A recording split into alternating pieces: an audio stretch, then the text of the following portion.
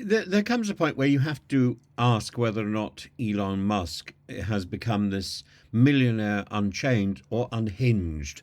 And Elon Musk's a man whose opinions are as volatile as his Tesla stock price, and he's decided to take it out on both Mr. Zelensky, the President Zelensky, and Keir Starmer in one day alone. It's one thing to criticize foreign aid or national policies, it's another to broadcast your thoughts to 450 million Twitter users while seemingly auditioning for the role of a Bond villain. Musk's post calling Zelensky an all-time champ of US aid heists raises eyebrows. He's responding, it seems, to a comment which was made by somebody else. And it followed an announcement of the $2.5 billion arms package by President Zelensky and by President Biden to Zelensky. And there was this was a response to a Twitter user who made the comment that the Ukrainian leader has genuinely pulled off one of the greatest money heists of all times. And Mike Lee has referred to the package as money laundering in another Twitter post on Sunday, and there have been bipartisan calls for audits that have questioned the transparency and the accountability of the $175 billion package in US assistance since the Ukraine conflict began. And I think if anybody is in any doubt about whether or not Ukraine needs this money and needs the help, all they have to do is go over to Kyiv and witness the constant barrage of missiles being sent from Russia to terrify the civilian population. And most of us wouldn't endure one night. The Ukrainians are doing it night after night after night, and they are fighting valiantly on the front line. And is Musk raising valid concerns here about accountability in US aid to Ukraine, or is this just another example of him courting controversy to boost engagement on Twitter? This is clickbait, isn't it? The Musk's history of criticizing the West's Ukraine strategy, his call for proper accounting for negotiations, and his endorsement of Trump's swift resolution promises.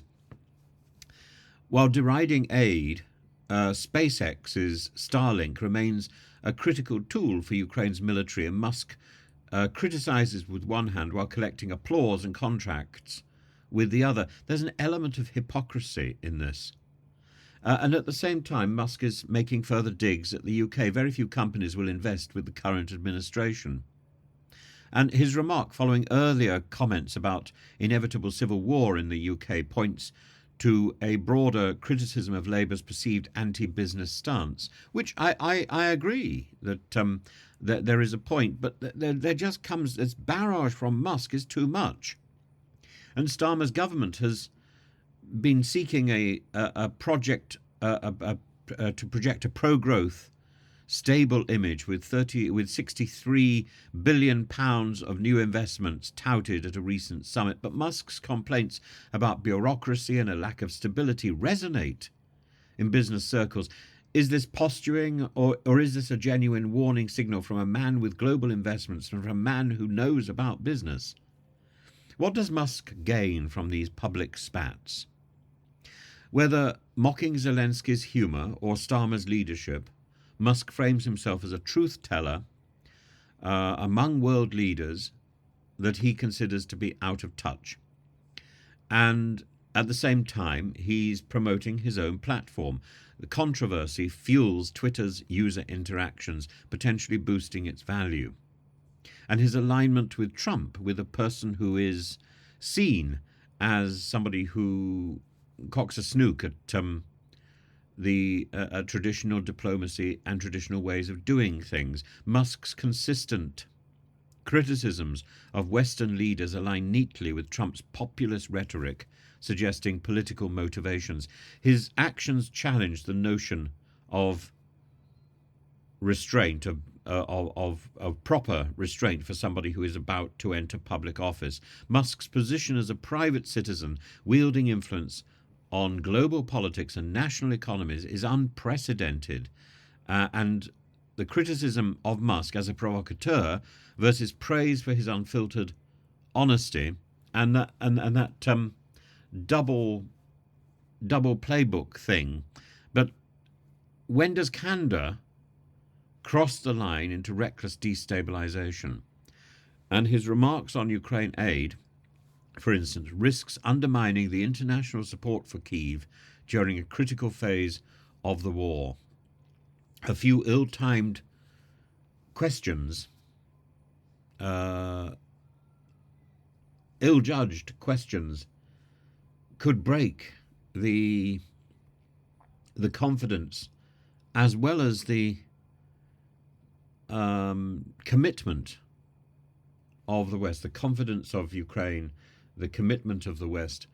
And there's a time when you don't ask questions. There's a time when you keep quiet and when you support. And I don't think Zelensky's fully understood that as he moves into a professional, diplomatic, grown-up, mature role, his job is to shut up.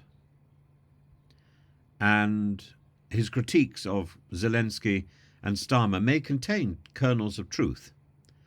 The delivery, a mixture of hyperbole and mockery, raises questions about his responsibility. And as Musk continues to operate at this intersection of politics, technology, and global affairs, the question remains, does he want solutions, or does he simply want the spotlight? And while his approach blends humor and incisive criticism and analysis, I think I think that's a job that should be played by people on a proper journalistic platform, the BBC, the CNN, GB News, or frankly YouTube. It isn't the job of somebody who is about to take on a job for President Trump, a serious political job. It's not the purpose of Elon Musk to do all this criticism and humor and analysis in the open. It's time for him to button up and if he wishes to delegate this job to somebody else, then that's what he needs to do. He needs to learn how to delegate, and he needs to learn how to shut up.